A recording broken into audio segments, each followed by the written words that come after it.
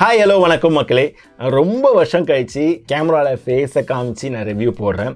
இது ரொம்ப வருஷம் கழிச்சா நீ என்னைக்குடா ஃபேஸை காமிச்சிருக்க அப்படின்னு நீங்கள் நினைக்கலாம். பட் என்னை ரொம்ப வருஷமாக ஃபாலோ பண்ணுற ஃப்ரெண்ட்ஸ் அண்ட் ஃபாலோயர்ஸ் அண்ட் சப்ஸ்கிரைபருக்கு தெரியும். முன்னாடி ஸ்டார்டிங் ஸ்டேஜில் நான் வீடியோஸில் ஃபேஸ் டு ஃபேஸ் தான் நான் கனெக்ட் பண்ணி நான் பேசியிருந்தேன். பட் ஃபுல் வீடியோஸ்க்கு ப்ராப்பர் ரெஸ்பான்ஸ் இல்லாதால நம்ம ரிவ்யூஸ் 1 மினிட் ஷார்ட்ஸாக தான் போட்டுட்டு இருந்தோம். நிறைய பேர் அந்த 1 மினிட் ரிவ்யூ பத்தலை, கொஞ்சம் டீட்டெயிலாக சொல்லுங்கள் அப்படின்னு சொல்லும்போது இப்போ கொஞ்சம் டீட்டெயில் ரிவ்யூஸ் வந்துட்டுருக்கோம். சரி, இப்போன்னு சில பேர் சொல்கிறாங்க, நீங்கள் ஏன் ஃபேஸை காமிச்சு வீடியோஸ் போட மாட்டேறீங்க, ஒன்லி வாய்ஸ் ஓவர் போடுறீங்க அப்படின்னு சொன்னதால் எஸ் நம்ம பண்ணலாம் அப்படின்னு சொல்லிட்டு ஒரு சின்ன ஐடியாவில் தான் இப்போ இந்த வீடியோக்குள்ளே வந்திருக்கோம். என்னென்னா நம்ம வீட்டில் ஒரு ப்ராப்பர் செட்டப் பண்ணுற மாதிரி ஒரு என்வாயர்மெண்ட் இல்லாததில் நான் வாய்ஸ் ஓவர்லேயே பண்ணியிருக்கேன். இன்னும் கொஞ்ச நாளில் ஒரு ப்ராப்பர் செட்டப் பண்ணிடலாம் அப்படின்ட்டு ஒரு ஐடியாவில் இருக்கேன்.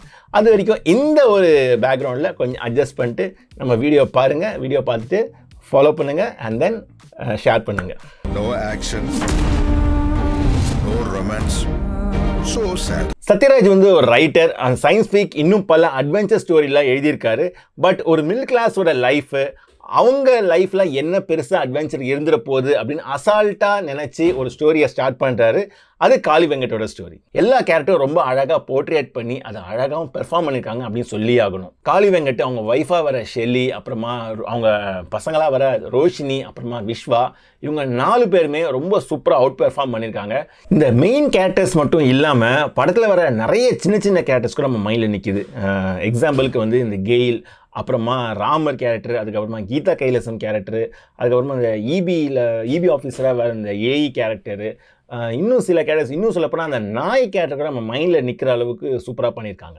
ஆக்சுவலாக இதில் இந்த அப்பா கேரக்டர், அந்த காளியை தாண்டி இந்த ரோஷினி கேரக்டர், அந்த பொண்ணு கேரக்டரை ரொம்ப மெச்சூர்டாக ஹேண்டில் பண்ணியிருக்காங்க. எனக்கு தெரிஞ்சு இது ஒரு மிடில் கிளாஸ், அதாவது மிடில் கிளாஸ் ஒரு அப்பாவோட ரோலை தாண்டி எனக்கு இந்த படத்தில் என்ன பிடிச்சிருந்தது அப்படின்னா, ஒரு பொண்ணு அப்பாவோட கஷ்டத்தை தெரிஞ்சு அந்த பொண்ணு எவ்வளோ மெச்சூர்டாக அந்த ஃபேமிலியை ஹேண்டில் பண்ணுறா, அதுக்கு எஜுகேஷன் எவ்வளோ முக்கியம், அவளோட கரியர் எவ்வளோ முக்கியம் அப்படின்னு புரிஞ்சுட்டு கொண்டு போகிற விதமாக அந்த கேரக்டரை கொண்டு வந்த விதம் எனக்கு ரொம்ப பிடிச்சிருந்துச்சு. இந்த படத்தில் இந்த சீன்ஸாக பார்க்கும்போது பல ரிலேஷன்ஷிப்பை அழகாக கொண்டு போயிருப்பாங்க.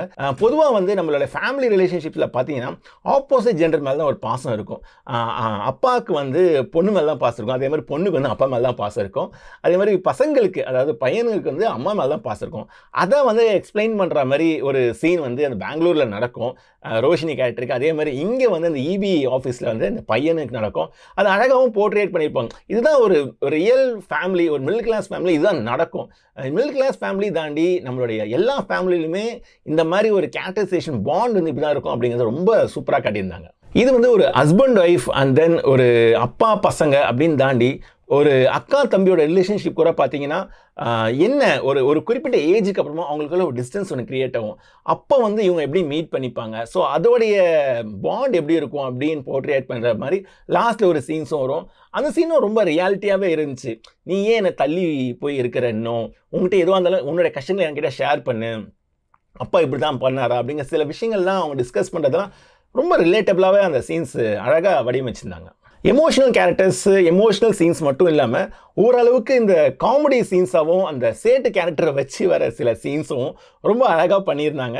ரொம்ப மினிமலாக தான் அந்த 2 சீன் தான் வரும். அந்த சேட்டு அப்படிங்கிற கேரக்டரு, அவங்க ஃபேமிலியும் சரி, அந்த போர்ஷன்ஸ் எல்லாமே ரொம்ப சூப்பராக காமெடி அழகாக பிளெண்ட் பண்ணியிருந்தாங்க. மற்றபடி விஷுவலாக பார்க்கும்போது ஒரு மிடில் கிளாஸ், அதுவும் குறிப்பாக அந்த லோயர் மிடில் கிளாஸோட ஃபேமிலி எப்படி இருக்கும், அவங்க என்வைரன்மெண்ட் எப்படி இருக்கும், அவங்க வீடு எப்படி இருக்கும், அண்ட் தென் அவங்க சுற்றி இருக்க கேரக்டர்ஸ் எப்படி இருக்கும் அப்படின்னு காட்டின விதம் ரொம்ப அழகாக காமிச்சிருந்தாங்க. அதே மாதிரி அந்த பாட்டி கேரக்டர், ஸ்கூல் போர்ஷன்ஸு, இது ரொம்ப ரியலிஸ்டிக்காகவும் இருந்துச்சு. படத்தில் மைனஸ்ன்னு பார்த்தா இது ஒரு பேலன்ஸ் இல்லாத ஸ்க்ரீன் பிளே மாதிரி தான் இருக்குது. இது எதை நோக்கி போகுது, இது ஒரு மிடில் கிளாஸ் ஃபாதரோட ஸ்டோரி லைன் அப்படிங்கிற மாதிரி ப்ரொஜெக்ட் பண்ணியிருந்தாலும் இது வேறு ட்ராக்ல போகிற மாதிரி எனக்கு ஒரு ஃபீல் ஆயிடுச்சு. என்னென்னா இது ஒரு உமன் எம்பவர்மெண்ட்டை காட்டுறாங்களா, இல்லை ஒரு ஃபாதர் சன் ரிலேஷன்ஷிப்பை காட்டுறாங்களா, இல்லை ஒரு டோட்டலாக மிடில் கிளாஸோட இதுதான் அப்படிதான் அப்படிங்கிறத காட்டும்போது வேறு ட்ராக்ல எங்கேயோ போய் ஒரு சில இடங்கள் மிஸ்ஃபயர் ஆன மாதிரி எனக்கு ஒரு ஃபீல் இருந்துச்சு. நிச்சயமாக இது ஒரு மிடில் கிளாஸ் ஃபேமிலியோட ஒரு லைஃப் ஜேர்னியை காட்டுறதா சொல்லலாம். பட் வேறாஸ் அது எமோஷ்னல் பேலன்ஸ் இல்லாமல் இருக்கிறதால நிறைய இடங்களில் எமோஷனல் கனெக்ட் எனக்கு கிரியேட் ஆகவே இல்லை. ஏன் அப்படின்னா ஒரு சீரியஸ் போர்ஷனை கூட எங்கேயோ அங்கே டைல்யூட் பண்ண மாதிரி எனக்கு ஒரு ஃபீல் இருந்துச்சு. ஃபார் எக்ஸாம்பிள் வந்து அந்த கரண்ட் கம்பி அருந்து வந்து அந்த நாய் செத்து போகிற மாதிரி ஒரு சீன் வரும். அந்த சீனுக்கு முன்னாடி அந்த சீன் என்ன நடக்கும்னு நமக்கே தெரியுது. பட் அந்த சீனுக்கு முன்னாடி எலாபரேட்டாக சில விஷயங்கள் நடக்குது, எலாபரேட்டாக சில விஷயங்கள் கான்வர்சேஷனில் வந்து வாய்ஸ் ஓவரில் சத்யராஜ் எக்ஸ்பிளைன் பண்ணும்போது அது வந்து கொஞ்சம் ஓவர் டூ பண்ண மாதிரி இருந்துச்சு. அந்த சீரியஸ் போர்ஷனே வந்து நமக்கு வந்து டைல்யூட் பண்ண மாதிரி இருந்துச்சு. ஏன்னா அது வந்து கொஞ்சம் காமெடி கலந்து போயிடுச்சு. ஏன் இன்னும் சொல்லப்போனால் அந்த இபி ஆஃபீஸில் போய் அந்த சின்ன பையன் சண்டை போடும்போது கூட அங்கே வர சில பிஜிஎம்ஸு அதோட ரியாக்ஷன்ஸ் வந்து அந்த சீரியஸ்னஸ் பாயிண்ட்டே கொஞ்சம் டைல்யூட் பண்ண மாதிரி எனக்கு ஃபீல் இருந்துச்சு.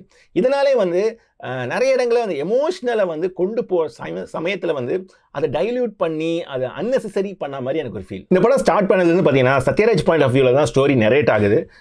ஃபஸ்ட்டு இந்த படம் வந்து எதுக்கு சத்யராஜ் பாயிண்ட் ஆஃப் வியூவில் நரேட் ஆச்சு அப்படின்னு தெரியவே இல்லை. அஃப்கோர்ஸ் அது வந்து ஒரு லீட் பண்ணுற மாதிரி பண்ணிக்கலாம் அப்படின்னு நினச்சிருந்தா கூட ஒரு குறிப்பிட்ட ஸ்டேஜுக்கு அப்புறம் அது வந்து ஒரு போரிங் ஆயிடுச்சு. ஏன்னா டைட்டில் கார்டு வரைக்கும் எஸ்டாப்ளிஷ் ஆகிற வரைக்கும் அவரோட வாய்ஸ் ஓவர் ஓகேவாக இருந்துச்சு. டைட்டில் கார்டுக்கு அப்புறமும் ஒரு நிறைய இடங்களில் வந்து அவரோட வாய்ஸ் ஓவர் வந்துக்கிட்டே இருக்கும்போது எதுக்கு இவர் தேவையில்லாமல் பேசுகிறாரு, நமக்கு தான் அது புரியுது, ஒரு விஷயத்தையும் ஏன் அவங்க நரேட் பண்ணுறாங்க, அப்போ அது வந்து எனக்கு ஸ்பூன் ஃபீட் பண்ணுற மாதிரி ஒரு ஃபீல் வர ஆரம்பிச்சிது. இது வந்து ஒரு ரிவ்யூவர்ஸாக மட்டும் இல்லாமல் ஒரு ஜென்ரல் ஆடியன்ஸ் கூட அது வந்து கொஞ்சம் ஒரு இரிட்டேட்டிங் ஃபீல் வர மாதிரி எனக்கு ஒரு ஃபீல் கொடுத்துச்சு. பட் ஓவராலாக ஒரு சில மைனஸஸ் இந்த படத்தில் இருக்க தான் செய்யுது. பட் அந்த மைனஸ் எல்லாம் தவிர்த்தது இந்த படம் அப்படி பார்க்கணும்னு நினச்சா தாராளமாக பார்க்கலாம். இது வந்து நிச்சயமாக வந்து எப்படி சொல்லலாம் அப்படின்னா மிடில் கிளாஸ் மக்கள் கொண்டாடும் வெற்றி அப்படின்னு நம்ம சொல்லலாம். ஓகே, இந்த வீடியோ பிடிச்சிருந்தா நீங்கள் லைக் பண்ணுங்கள், ஷேர் பண்ணுங்கள், சப்ஸ்கிரைப் பண்ணுங்கள். இதுக்கப்புறமும் இந்த மாதிரி வந்து விஷுவலாக ஃபேஸ் டு ஃபேஸ் கனெக்ட் பண்ணுற மாதிரி உங்களுக்கு வீடியோஸ் வரணும் அப்படின்னா தாராளமாக கமெண்ட்டில் சொல்லுங்கள். நிச்சயமாக வந்து இன்னும் பெட்டராக என்வாயர்மெண்ட்டை செட் பண்ணலாம். இப்போதைக்கு இந்த என்வாயர்மெண்ட்டில் அட்ஜஸ்ட் பண்ணிக்கோங்க. நன்றி, வணக்கம். மறக்காம சர்ப்ரைஸ் பண்ணுங்க.